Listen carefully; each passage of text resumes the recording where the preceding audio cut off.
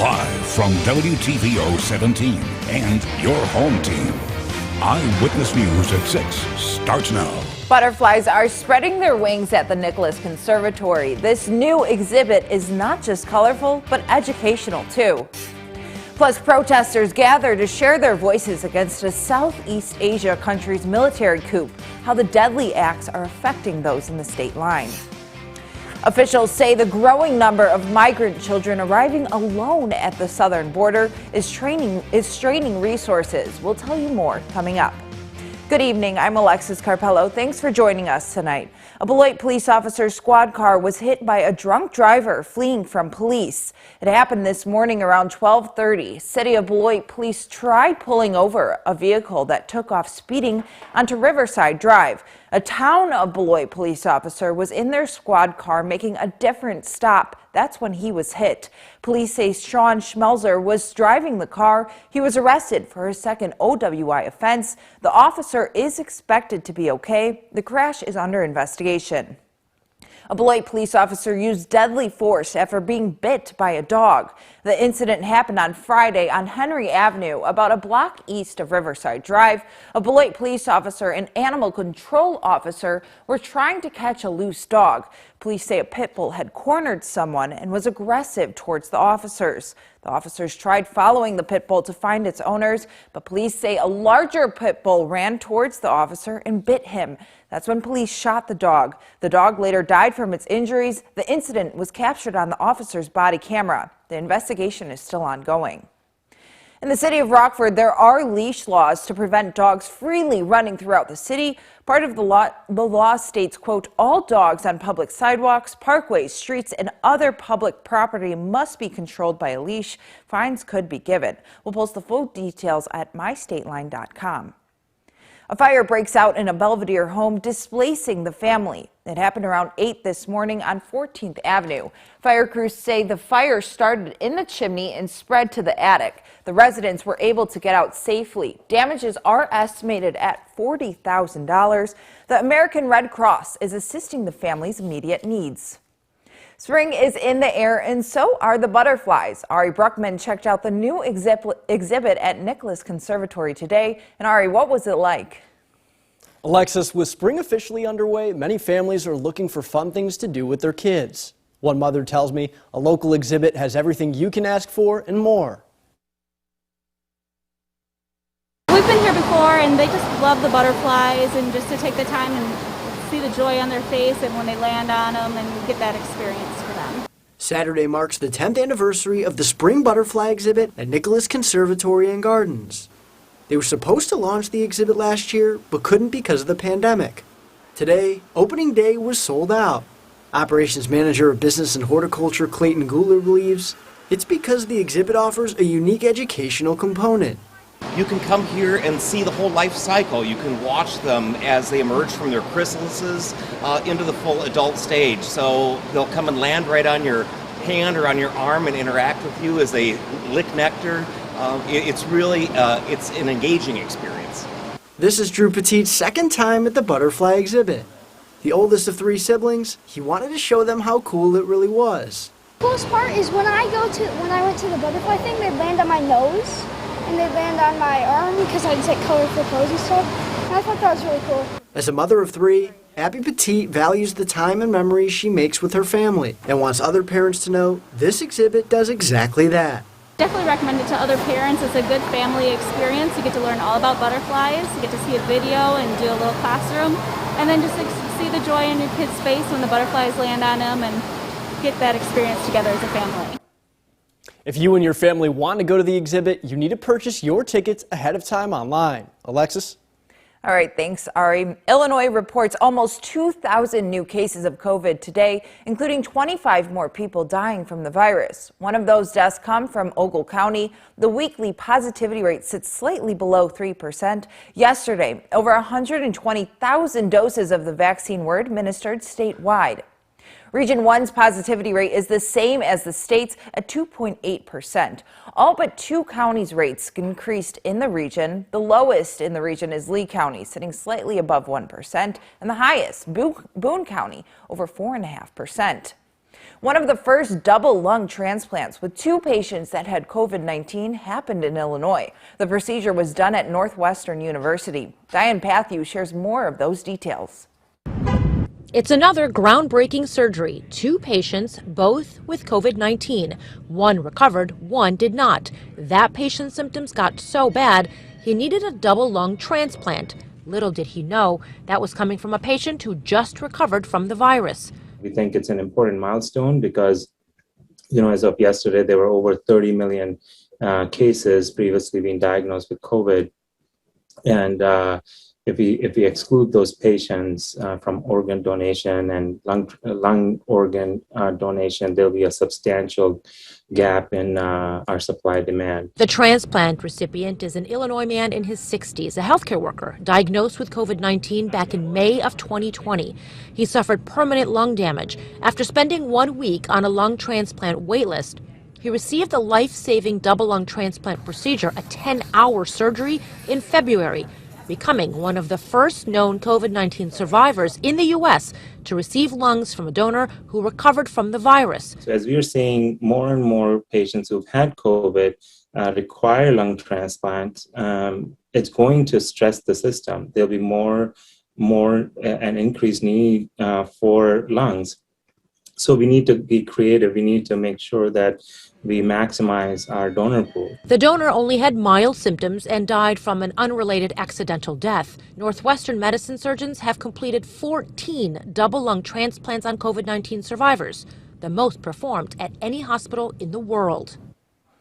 That was Diane Patthew reporting. Republicans are demanding answers from the Biden administration on how they're addressing the surge of migrants at the U.S.-Mexico border. What Democrats say in his defense is next. A beautiful Saturday kicked off the spring season today, but a few spring showers are expected over the next week. I will let you know when coming up in the forecast. Stay with us. You're watching Eyewitness News, your home team, with Alexis Carpello, David Greenberg, and meteorologist Kevin Doom. A month ago, a military coup took the lives of many in a Southeast Asia country, triggering nationwide protests. Today, residents with ties to the country made their voices heard in the state line. Thousands of demonstrators have taken to Myanmar's streets to protest the February 1st military coup and brutal violence against the civilians. The community of Burmese refugees in Rockford gathered at the Peace Plaza off of Perryville. Dozens of people were there holding signs like saying "Pray for Myanmar." We are here protesting like this because we want to make our voice to hear to the world, and because there is something happening in our back to our hometown. The military coup happening, something we cannot accept that. They kill the people, the innocent people. The protesters say they plan on continuing to make their voices heard. Senate Republicans are demanding answers from the Biden administration on how they plan to address the surge of migrants at the U.S.-Mexico border. The Biden administration says they have it under control. On Friday, the Secretary of Homeland Security went to Texas to see the situation firsthand. Anna Warnicki is in Washington with more, and she's keeping you connected to the nation's capital. The White House says they are addressing the immediate concerns as more and more migrants arrive at the southern border. But Republicans on Capitol Hill say they've been left in the dark and want to know what exactly the plan is.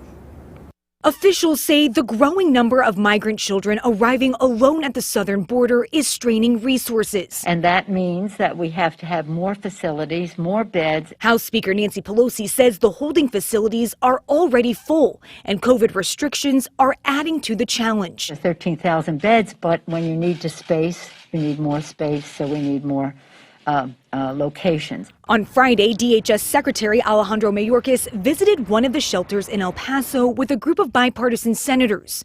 Following the trip, Ohio Republican Senator Rob Portman said he is deeply troubled by the urgent crisis on our southern border due to the influx of unaccompanied kids and Border Patrol's urgent need for increased support and resources. His actions are putting people at risk. And Florida Republican Senator Rick Scott also called on the president to act immediately following his trip to the Arizona border on Friday. Joe Biden needs to get down here to the border and look at exactly what he's done and do everything he can to secure this border. Back on Capitol Hill, Democrats defended the administration. You've got a new administration that's shifting how Biden is now addressing this issue. Biden administration has this under control. The White House says they have a plan to address the surge of migrants. On Friday, 8 Republican senators sent a letter to Secretary Mayorkas demanding details on what exactly he intends to do.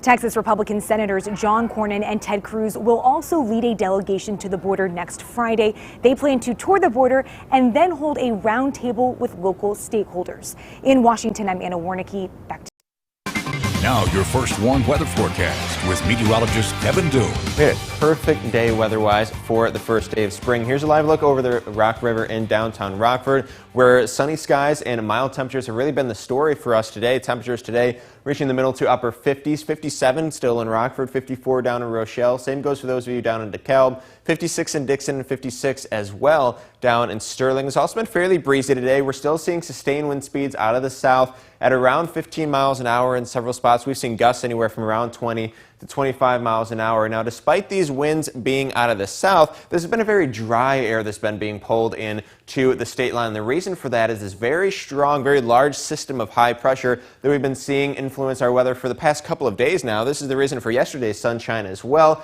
which continued to flow in that dry air today, bring us nice sunny skies. You can see the lack of cloud cover and rain all the way through about the eastern half or so of the Midwest and through the Ohio Valley up into the northeast. And the reason for this very strong system of high pressure is because the shape of our jet stream overhead. We have a very large ridge sitting just to our west, this sort of overarching pattern in our jet stream. Now on the east side of that, between the ridge and this dip or trough in the jet stream that we call it, the air in the jet stream tends to slow down or converge, and that forces air down toward the surface, causing it to sink, and that creates an area of high pressure down at the surface. So that's exactly where this very large system of high pressure is coming from, and that is why we've been seeing so much sunshine these past couple of days. But if you take a look at some water vapor satellite imagery, you can see quite a bit more moisture is headed our way from the west as the system of high pressure will soon move off to our east, and this will provide us with a little bit more cloud cover as we head into tomorrow. But skies are going to remain clear through the night tonight, so really nothing to worry about overnight tonight. Heading into tomorrow, we will start the day with nice sunny skies, but clouds will slowly be building through the morning and into the afternoon. By the latter part of the evening, we'll likely start to see about an even mix or so of cloud cover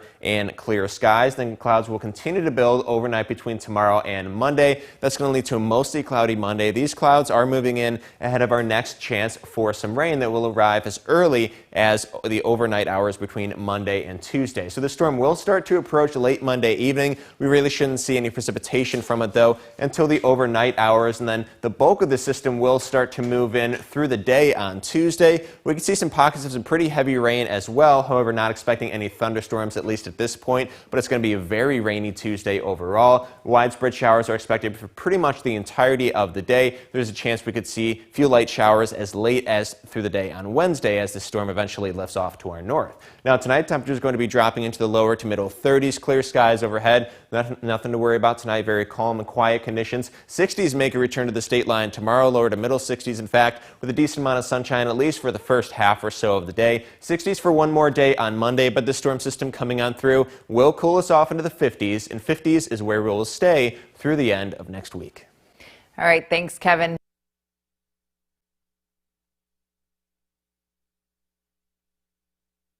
Now the Napleton Sports Desk with David Greenberg. Many football teams kicked off their seasons last night. Other local high school football teams did so this afternoon. There was a highly talked about matchup in the NIC 10 between Hononegah and Belvedere North. That one was played over at Harlem on their turf field. Junior Isaac Wisenand is Hononegah's starting quarterback this season. He's a good one. But in the first quarter, it's running back Bryce Goodwine who takes the direct snap, avoids a tackle, and he's gone. 23-yard touchdown. Later in the second, Stuart Hale gets the football. He has a big hole, and he'll cover 35 yards to the end zone in the third quarter. It's Wisenand faking the handoff, keeping it, and he'll take it to the house. That one of a long touchdown run for him. He also had a 94-yard touchdown pass. Hononegah dominated Belvedere North 61-0. Auburn's Wyeth Stadium's Dupex's new home this season. The Indians made a grand entrance for their much-anticipated opener against Ackwen. With two great teams, two talented quarterbacks, Will Gustafson for Ackwen and Hunter Hoffman for Dupec. Start with Hoffman in the first quarter, throwing for the end zone. Trey Stifter making a fantastic catch for a touchdown and a 7-0 lead. But watch what happens on the following kickoff. Gustafson not only plays quarterback for Ackwen, he's their main return man, and this is why. Takes the ball, pops through a hole, cuts back, and he's gone. The game was tied, and Ackwen suddenly had the momentum. Jump to the fourth quarter, 5 minutes to play. Ackwen trailed 21-20 from the 1-yard line. It's Gustafson on the keeper. He did just make it across the goal line for the game-winning touchdown. Ackwen pulls this one out over Dupec, 28-21. What a great game. Head over to Rochelle, where the Hubs hosted Morris. Rochelle was fired up and ready for their season to get underway. Didn't get off the way the start they wanted, though. On the second play of the game, John Landers from Morris gets the carry, hits the hole, and takes it all the way to the house, diving into the end zone for the score. But Rochelle was able to respond with a nice drive of their own. Into the red zone, and on 4th and 1, handoff goes to Eric Brasino, who fools everyone and easily breaks the pylon for 6. But it was Morris who came out on top, 27-13. Over at DeKalb, the Barbs hosted Metea Valley. Trenton Kyler just took home the DuPage Valley Conference MVP on the hardwood. With those skills transfer over to the gridiron. Showed off his athletic ability just outside the red zone on the keeper. He darts left, and nobody is catching him. That one is an easy touchdown. He drops dimes on the court, so I guess it does transfer over, because check out the arm strength. Across his body to Toriano Tate, makes a great grab and comes down with it, breaking the pylon. The Barbs blow out Metea Valley 58-13. Hononegah graduate Tony Cassiope was wrestling at the NCAA Championships this week and took home 3rd place in the nation after defeating Colton Schultz from Arizona State in a 5-0 decision. Congratulations to Tony, making everybody back home proud. That's it for sports. We'll be right back.